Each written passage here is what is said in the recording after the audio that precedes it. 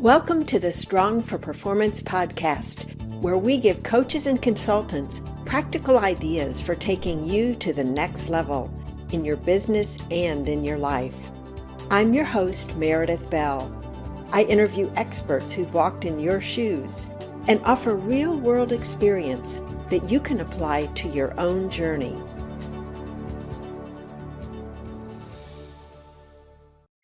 Hi, and welcome to the Strong for Performance podcast. And I am Meredith Bell, your host, and I am so excited today to welcome as my guest, Ellen Cooperperson. Ellen is just a tremendous colleague and friend, and so I'd like you to just say hi, Ellen. Oh, hi. Great to be here, and thanks for inviting me, Meredith. Well, it is so wonderful to have you here because I know you've got amazing insights and tips that will be beneficial to our listeners and viewers. And what I wanted to do first is just take a minute to introduce you so they have a good understanding and appreciation for who you are. Ellen is the CEO, founder, and Chief Learning Officer of her consulting firm, which is Cooperperson Performance Consulting. And she focuses on a number of areas, but she's focused really on leadership development, as well as being an amazing speaker. Audiences love her. And she's also the author of a new best-selling book called Desire, Discipline, and Determination. So, Ellen, before we go deeper into the book, I'd love you to talk a little bit more about your business, what kinds of clients you work with, and what kind of results you help them get. Oh, okay. So I think one of the best ways is, let me just roll that back a little bit and just share with you. So origin, to explain what the business is about, origin is having worked, I've been doing this for 35 years. Before there was a title called leadership coach or executive coach. I wish I had the insight back then to have come up with that name. But I was executive director of the Women's Educational and Counseling Center. So helping women back into the workforce. And then as women were advancing in the workforce, doing leadership and management development programs for them, and then helping corporations, both women and men, for this very new thing that was emerging, which is cultural change. And so cultural change became the foundation, transforming cultures became the foundation of the business. Okay. Right, changing behavior and doing that through changing language, what people talk about, and what they say, right? So all the other programs in our organization have really emerged from that, including Courageous Conversations, which is our trademark. Ah, okay. And so what kinds of results are you focused on when you work with, I'm assuming, mostly the leadership level within an organization? Well, I think the best way to describe that, I want to give you an illustration, okay? Because again, we're talking about transforming behavior, which is very much an area, Meredith, that I admire you for as well. And so we're working with a global manufacturing company. They're asking us to transform the behavior of a small group of supervisors, next generation supposedly leaders. Management is asking us to get accountability, produce results of accountability from their supervisors. We hold a kickoff meeting. Now, all the coaches and consultants in your listening audience will get this in a megasecond, right? Because we use Strong for Performance in the program, by the way, something I love and adore. So we're going to be doing this kickoff meeting to introduce Strong. The senior management, they don't show up. There's one that's popping in and out. The other managers may be there, maybe not. And we have this whole audience of people who are supervisors with body language that says, I don't want to be here. I do not care what you're talking about. And all this is one more program, one more training program, one more executive thing we have to work in. And we'd really like to go back to work and do our job. Okay? So my role now is to get them to understand that the change and behavior change that they're looking for is going to live in what they really value. And it's clear from looking in this room what they really value. So when you ask about results, the first meeting, one-on-one coaching that I set up with these next generation leaders, 3 of the 7 don't show up. On the call, they've confirmed it, right? Move forward. So I decide I'm going to send an email to them, believing that senior management really wants accountability. Send an email to them and let them know that participating in this program is a privilege, not a duty. And if they are not able to see it that way, I would suggest that the first thing they work on, first focused area, is integrity. Because integrity means that you're going to keep your word and show up when you say you are going to, with CCs to their managers and suggesting that they have that conversation. Very smart. So, Meredith, to answer your question, we really are about changing behavior. And again, kudos to your program, because these 3 people, by the way, had to call and, just the giggle between us all, beg to get back into the program. All right. Now it's got value. And we've all been in that situation where the client wants something. We know in our heart and in all of our experience, it's not the right thing to do. And it's not going to produce the result that they're asking for, which is they want success and they want productivity. And we're producing the same results that all of us are in the business to do. But we're not going to get there unless we have these courageous conversations. There's a book out, I think it's called Getting Naked. And it's like stripping down and past all the inauthenticity and saying what needs to be said in order to really change behavior. And we need to model it and take some risks. Does that explain what I do? Oh, absolutely. Because one of the things I've always admired about you is that boldness that you have in speaking up to clients who are not complying with agreements you have with them. And I think what you're bringing up is so critical for anyone in the consulting and coaching world, which is making sure up front that you have the full support and buy-in and accountability from those top leaders, and they're not just brushing off these people to you and saying, fix them, that they agree to take an active role. And I think that was a key element of what you did with those leaders there. You addressed that with them directly. Am I right? Absolutely. Absolutely. Because the follow-up conversation needs to be, and was, the accountability starts from the top. And the point that you're making too is we can talk about it, but unless we take some action and demonstrate what it looks like and take some risks, all it's going to be is conversation.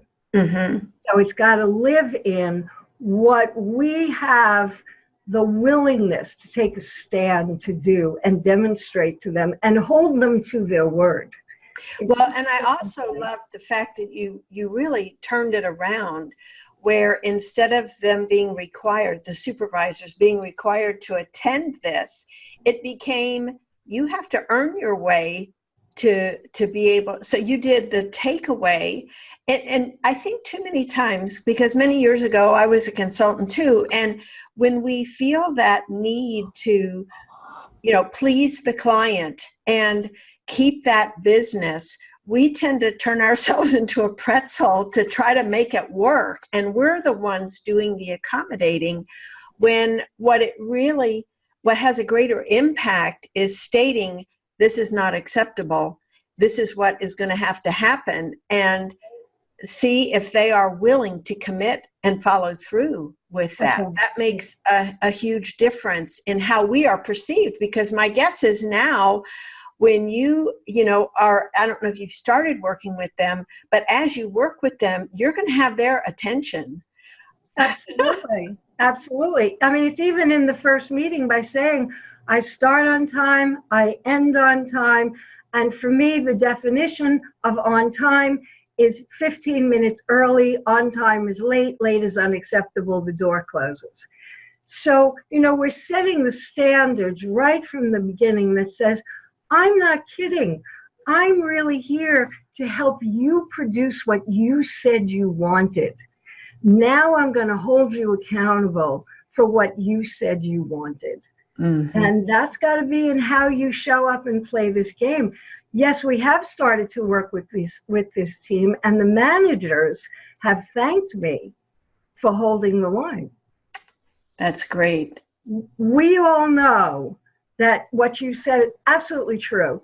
Blame the consultants is very often the game we're in. Fix them. We don't want any part of all of this. And then when the whole thing falls apart, who's responsible? So this is how I believe the residual business, where it comes from, because we're actually producing results and doing what we said we were going to do. But yeah, it takes a little courage. Well, and speaking of courage, that's a nice segue, because I also wanted you to spend time talking about your new book. And Ellen is a contributing author with 30 other really heart-centered leaders, heart-centered entrepreneurs and leaders who tell these amazing stories of challenges they face. But Ellen, yours stands out among them because of all the different challenges that you and your son have faced. The book again is Desire, Discipline, and Determination. And so I want to delve more deeply, because again, I think there's some great lessons for coaches and consultants to pull out of the experiences that you have dealt with over the years with your son, facing literally life and death situations. Thank you, Meredith. So let's see. I was a single parent from the time my son was 5. And that was a time when there were very few, if any, jobs for women to support their families. There was no child care. There was no enforced finances coming to me. So I had no money. I had a 5-year-old baby. I had no place really to live. And I got an apartment in the building where my parents lived because they vouched for me. And I had 30 days to come up with the rent. I convinced the Hershey Foods Corporation to hire their first woman with 105 men. And that was the beginning of a career that then began to blossom. Needless to say, of course, my name change in there and notoriety and fame and all that. In the middle of it all, when my son was 14, he was diagnosed with incurable cancer. And things, of course, came crashing down there. And the doctors told me I needed to be realistic that my son would die. And I said, I don't think so. And by the grace of God, Meredith, and wonderful people that I met along the way, I found a doctor who cured him of incurable cancer. Fast forward. We go back, my son's growing, my career is, I'm back on my feet. We find out that the blood transfusions that cured him of cancer gave him AIDS. And this is a time when there was nothing on the market for AIDS. I joined a parents group at the time, and 18 children in that group died in 1 year. And once again, people said to me, Ellen, you got to be realistic. There's no cure for AIDS. There's no treatment for it. The only thing that was on the market was like AZT, and people were just dying like flies, not to mention how people were being treated in hospitals with AIDS because it was being treated like leprosy. And again, I have to be realistic. My son's going to die. And my point of view was, yeah, I don't think so. I love your spirit. And again, Meredith, you know, it's wonderful people that we meet along the way, generous, loving people who just give from their heart, you know. And I found out that there was something on the market that was being in trials by Merck. And it was not about to be released for 2 more years. Again, wonderful people. I got to the chairman of Merck and begged for my son's life, got him into a compassion trial and on the new drugs 2 years before they were released on the market. And he was that close to dementia. He bounces back from AIDS. By the way, he proposed to his wife in the hospital when he was diagnosed with AIDS. And she said, I loved you before, I loved you now. Of course, you have a hell of a time for asking me for all this. She said, but, you know, if you make me go away, I'll kill you. Wonderful young woman. Okay, we find out later this same transfusion gave him hepatitis, same kind of feedback to me, nothing on the market. My response is the same. Yeah, I don't think so. We find a way to cure him of hepatitis. And then he gets, for the 4th time, fungal meningitis. And for the 4th time, they tell me, nothing, prepare yourself, your son's going to die. I say, no, it's not going to happen. Okay.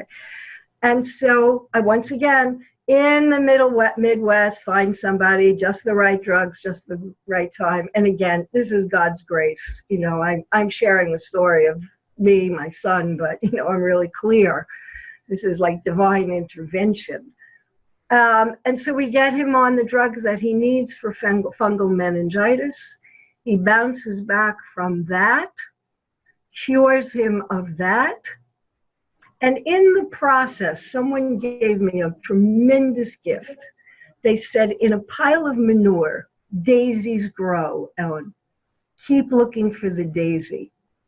Last piece I want to tell you, they told me that because of all he's been through, he will never have children.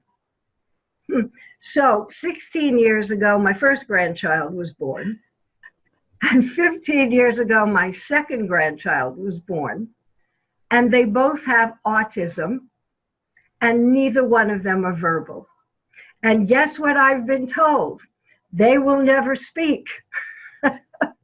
You can guess my response. I don't think so. I don't think so. So lots of lessons that come out of it, Meredith. And the story in the book is really this journey. We celebrated my son's, this all started when he was 14. The story in the book takes place at his 40th birthday party where 200 people attend. All the doctors, you know, the nurses, Eastern, Western medicine kinds of people. And my son this summer will be celebrating his 53rd birthday. That is such an amazing story. It just gives me chills. Even though I've read your chapter and I knew the parts, still hearing you talk about it is so profound, because most folks, if they faced just one of those instances of a child's life being threatened, it could be devastating. Some people never do recover from the loss of a child because they take a different approach than you did. They acquiesce, they are resigned to the fate that's been dictated.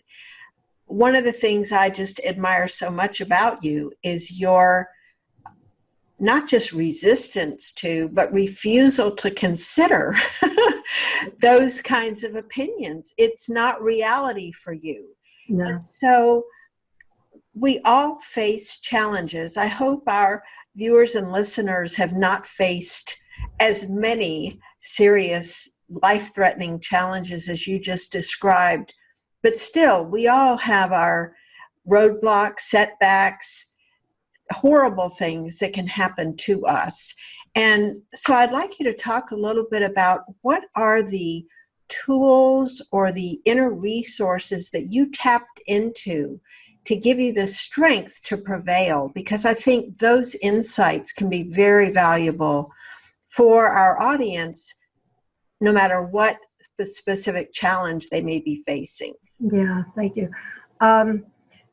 First thing from what you said, now I know, trying to run a business, for example, you can wake up in the morning and you've got all these pressures on you, financial pressures, delivery pressures. I've been thinking lately about this word called deadline. It's like, we'll talk about that at another time, but I think this deadline stuff is really killing people. So, a lot of pressures on people. And I think some of the tools have to do with, number one, is compartmentalizing. Because, even though I had what I needed to do in relation to my son, I still had a business to run. I still had employees I needed to be responsible for. I still needed to deliver results to my clients. And so this is about having a burning desire and staying laser focused on the mission. See, I think what happens in what you were talking about is that instead of staying focused on there is a solution, there's a solution and I'm going to find that solution, and whatever it takes, I'm going to find that solution. And I know it's there. Instead, we can collapse into the feelings as opposed to the mission. Yeah? And we focus on the problem, and we keep talking about the problem instead of keep talking about the solution. What's the solution I'm looking for? Who can help me with that solution? And it's imperative that we ask, and ask big.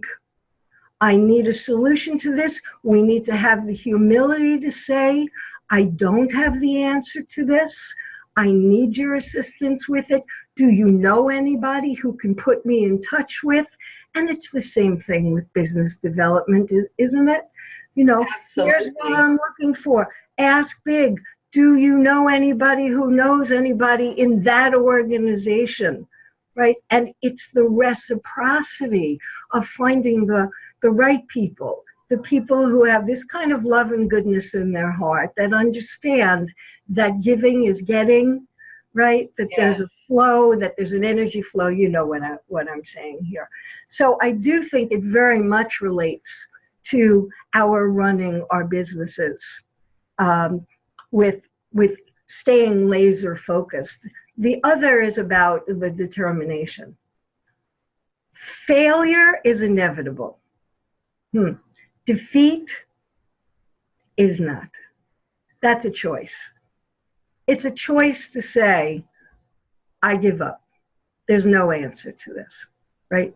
We're going to fail, and we hear that all the time, prepare yourself, and the more we're going to take risks, we're going to fail, and we tell our customers that, right? It feels lousy, and we gotta, it's like the baseball game, and I'm singing to the choir, I'm sure. We got to get up, find the people like Meredith to call, the coach's coach. And, we've got, seriously, the support system around us. And that's another point, Meredith. Who we have around us is so critical, to have that kind of support to get through the difficult times. Absolutely. right? Including what we read. You know, I heard a speaker just the other day who said, show me what you're reading now, and I'll tell you about the results you're going to produce a year from now. How cool is that?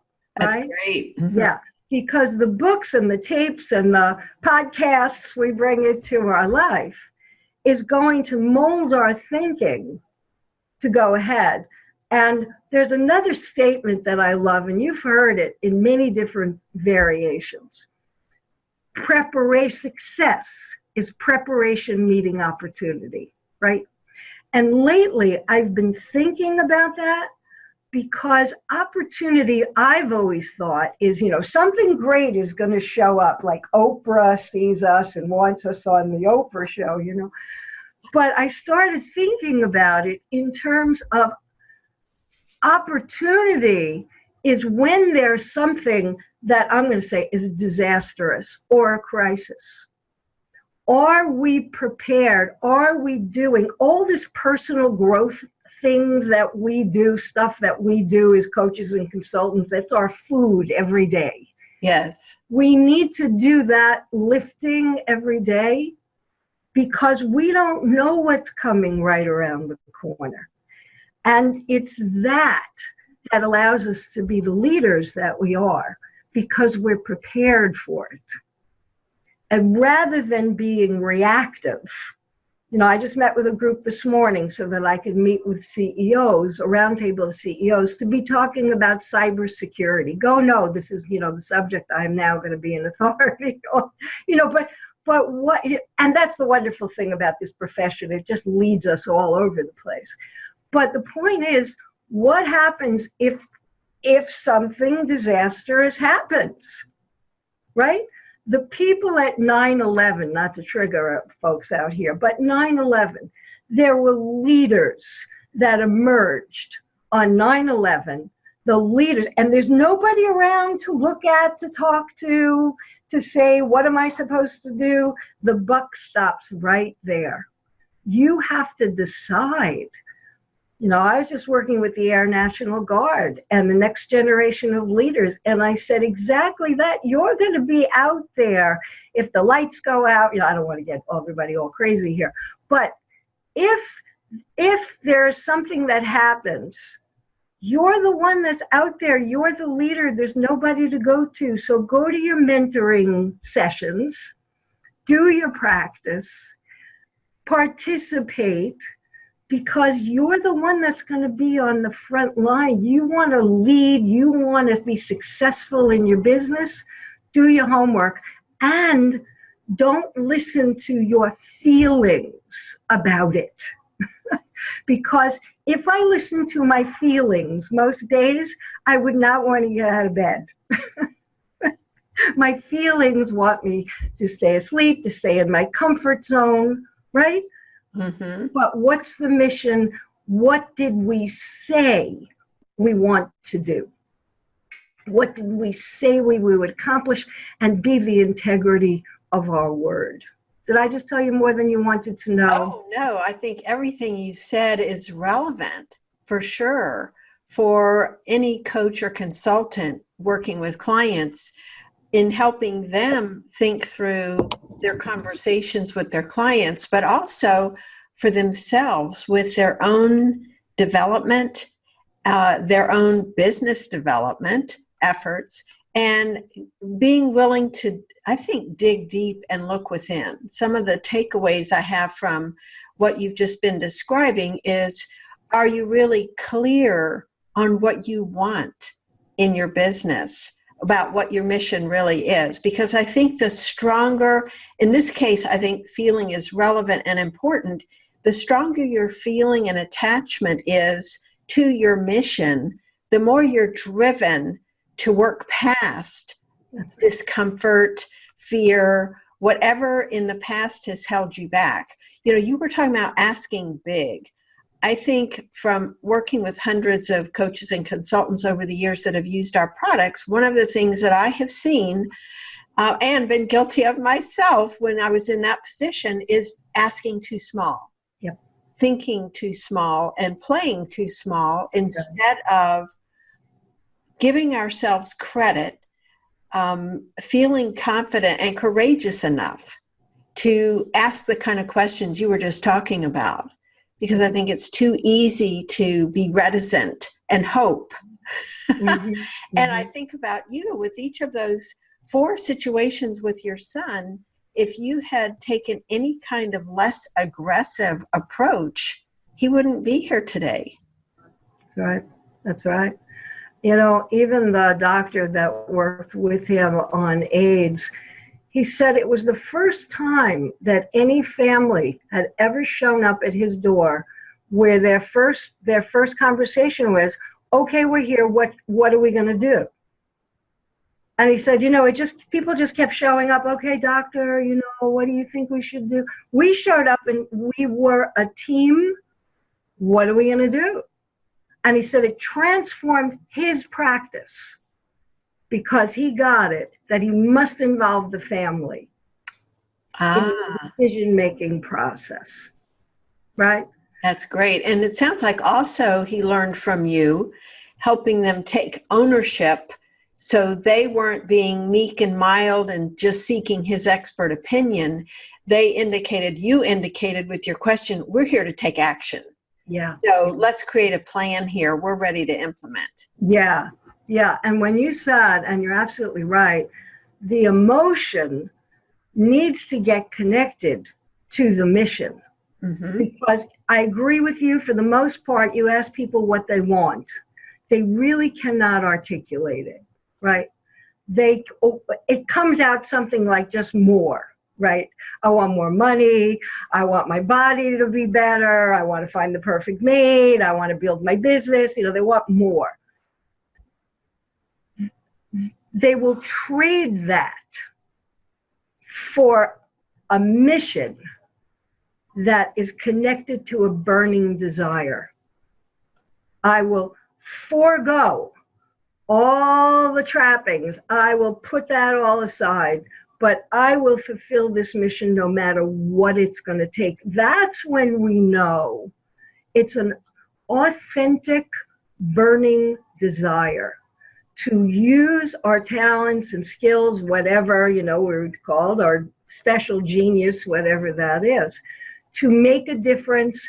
And dare I say, coaches and consultants, for the most part, which we know, are here to be of service. You know, that's the driving, right? That is the driving force of everyone I have met in this profession. Let me make a difference. Mm-hmm. And they've got a passion for it, which is a beautiful thing to be around. And I think some of the things that you and I are talking about right now is, if we want to make a difference, we have to hold on to that mission. We have to ask big. We have to take a bold stand, and we can't play small. We got to play a big game. Mm-hmm. And when I have leaders of companies who tell me, you know, that they're small, that they can't, I say, you are not going to convince me that you're not a champion. You are not going to convince me that you're small. Okay, so you're going to play big. And yeah, it's uncomfortable and it's scary. So what? Well, you know, this is one of the things I love about your experience in life and all these challenges you faced. With a corporate client, it's like no big deal. Nobody's life is at stake. You're not at all afraid or reticent to speak up and say what they need to do. And that's why your Courageous Conversations is so powerful, because you know what it takes because of your life experience. And yeah. Helen, we could keep talking, I know, for another hour. We're at the end of our time. So one of the things I would like you to do is let people know how they can get a copy of that wonderful book. I just happen to have one available right here. Good, good. Well, we put it over here, okay.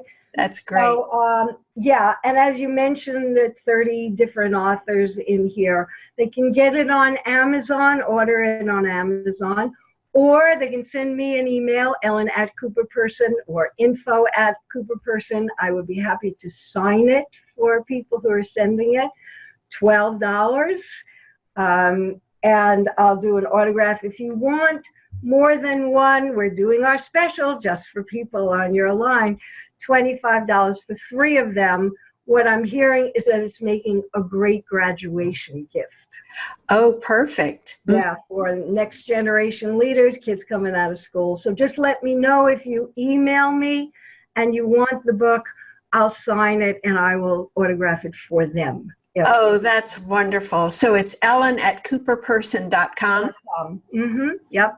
Right. That's great. Easy. And we'll include that in our show notes page so that people will have access to that. And I'd like you also just to mention real quick, you've got another wonderful program that gets at communication called Connect. And so just tell people a little bit about that and how they can learn more about it. Okay. So, you know, in this conversation we've been having today, we've been talking about how to make great connections and ask big and courageous conversations. So we put together an 8-session video program, all micro lessons, no more longer than 10 minutes each, because, you know, people can't sit still longer than that for the most part. And to take a look at the trailer of it, folks can go on connectcpc.com. That's connectcpc.com.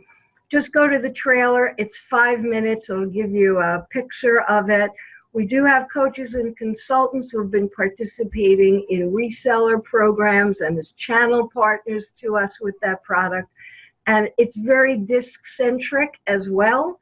So certainly people who are certified in DISC and using DISC as a form of communication in organizations will find it very, very helpful and very useful. Yes, indeed. And I can vouch firsthand. I've been through that program and it's excellent. So I highly recommend that folks check that out. Ellen, it has just been a pleasure and a privilege to get to talk to you today and hear you talk about your personal journey, as well as the work you're doing with organizations. And so I want to wish you continued success and thank you for everything you provided here today. Meredith, thank you. It's always a delight to work with you. Thank you. Thanks for tuning in to the Strong for Performance podcast. Now head over to growstrongleaders.com to learn how our tools can increase your impact with clients and expand your business. And while you're there, grab our free ebook, The 5 Secrets to Getting Better at Anything. Until next time, I'm Meredith Bell. Make it a great day.